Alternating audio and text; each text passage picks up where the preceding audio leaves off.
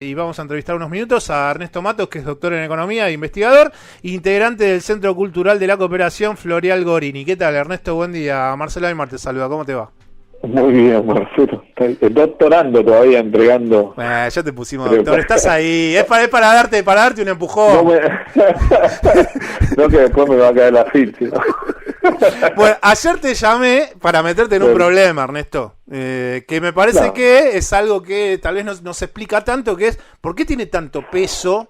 Creo que BlackRock, escuché que maneja, corregime, ¿no? 3 trillones de dólares de plata en cuanto a manejos. Es imposible tratar de dimensionar estos fondos de inversión cuando se plantan en una negociación a nivel global, cómo juegan. No sé cómo nos podés explicar este crecimiento y por qué se le plantan a los estados desde un lugar muy férreo, ¿no? En las negociaciones.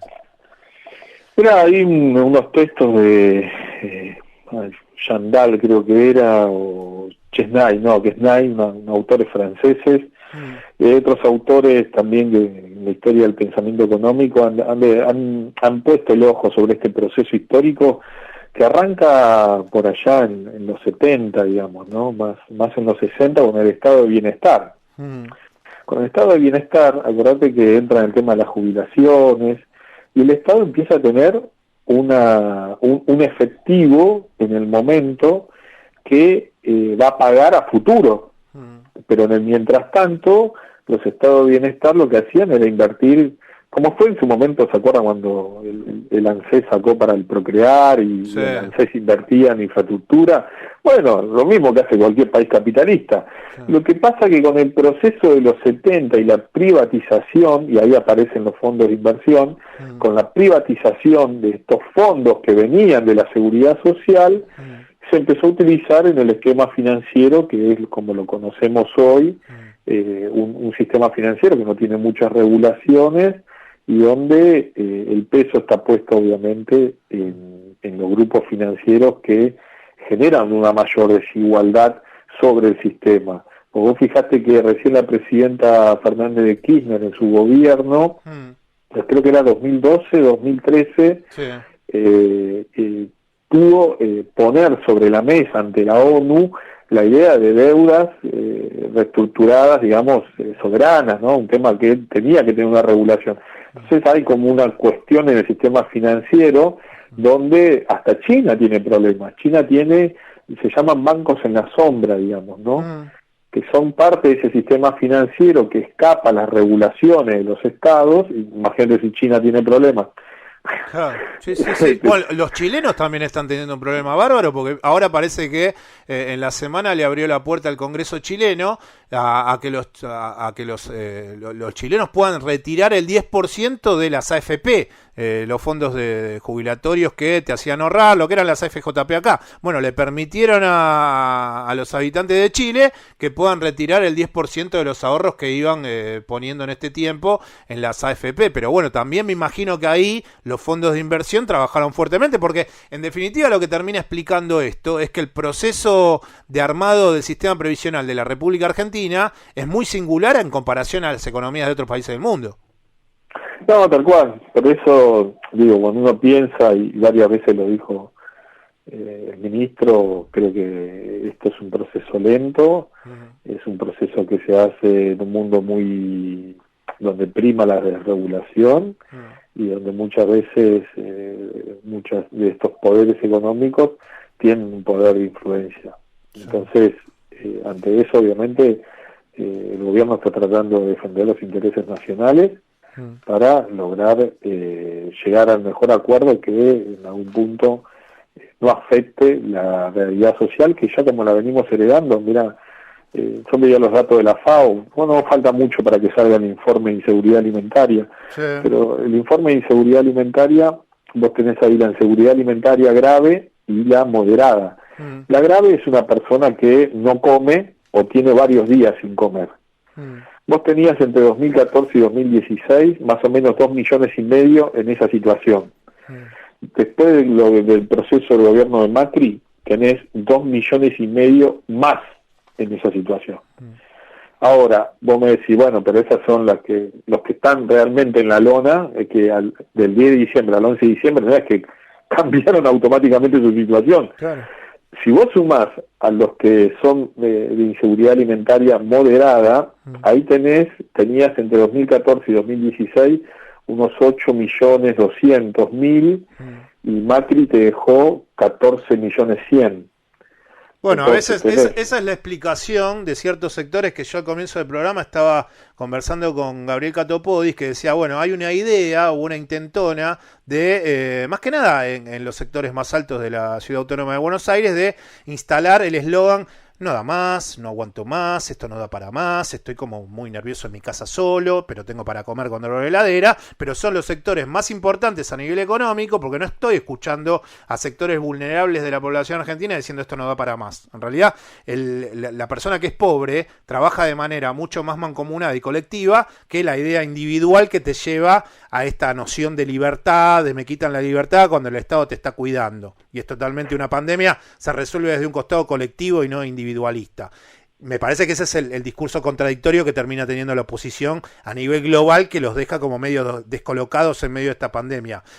Lo que quería tratar de resolver, para cerrar un poco el tema de fondos, es habrá que ver que el martes dicen que Alberto Fernández va a hablar en el Council of America sobre el tema de deuda, que no se mueve de la última propuesta, pero para también hablar de Alberto Fernández, de cosas que está trabajando en la política que atañe al territorio nacional, te voy a hacer escuchar al presidente sobre un tema que estás trabajando últimamente que tiene que ver con economías regionales. Él ayer habló en conferencia de prensa después de los anuncios, le respondía a un periodista a estas cuestiones y expresó las siguientes palabras sobre economías regionales. Escúchalo, Ernesto, y después te hago una preguntita sobre eso.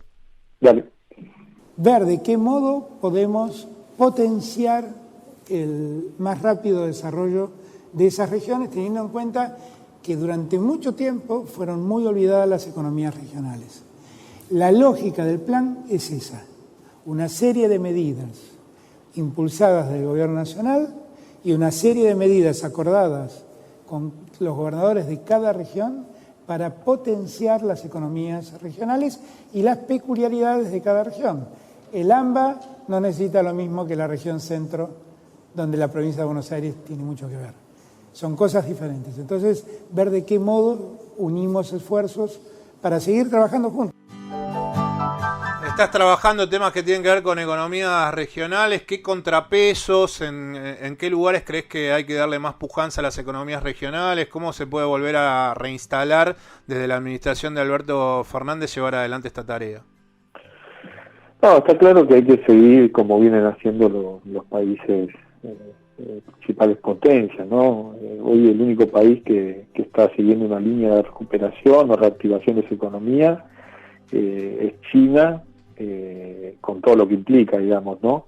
El control sobre, primero, la pandemia y, segundo, tratar de reactivar la economía, y ellos lo están haciendo en base a más gasto en infraestructura. Entonces, acá lo que vos tenés que lograr, y también a veces es medio cómico, ¿no? Pero vos tenés productos regionales que no se consumen en la vida diaria de los argentinos, digamos, ¿no? Que no está en la mesa. Hay que tratar de buscar eso, y me parece que en eso fue una acertada medida poner a Nahuel de la UTT en el mercado central, sí, y empezar a publicar cuáles son las verduras, frutas estacionales, y tener un precio de mayorista y un precio de referencia al consumidor.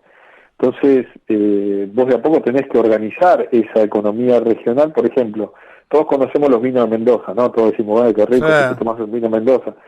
Pero el vino de Catamarca, te digo que le empata y hasta a veces le puede ganar, ¿eh? Claro. Que me disculpen los mendocinos, digamos, pero sí, digo, y hay postres que por ahí en el NOA vos podés probar, pero de acá no llegan. Claro.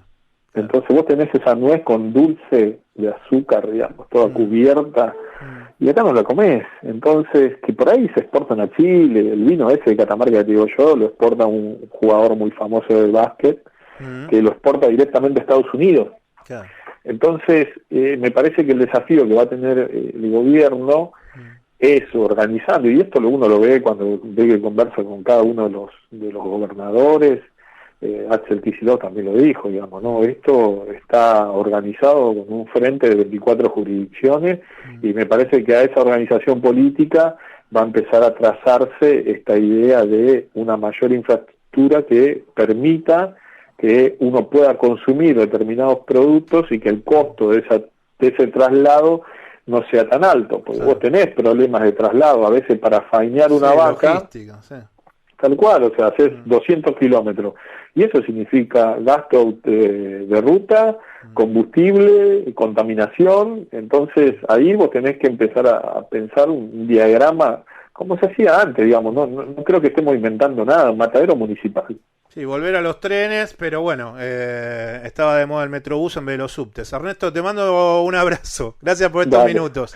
No, porque un saludo a todos. Buen fin de semana, Ernesto. Igualmente. Quien está hablando con nosotros era el economista Ernesto Matos, que además es investigador e integrante del Centro Cultural de la Cooperación Floreal Gorini.